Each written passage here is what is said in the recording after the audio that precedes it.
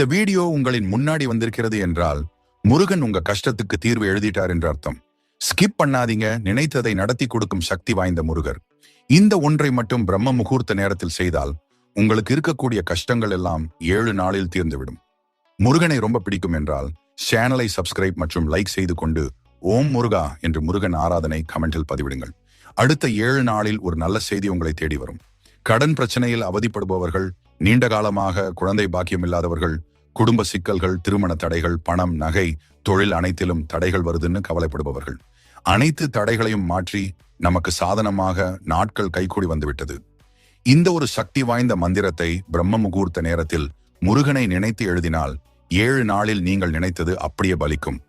முருகன் படத்திற்கு அரளி பூக்களால் அலங்காரம் செய்து ஒரு நெய் விளக்கு ஏற்றிவிட்டு ஒரு புது நோட் எடுத்து முருகன் முன் வைத்து மனதார உங்கள் வேண்டுதலை சொல்லி ஓம் சுப்பிரமணியாய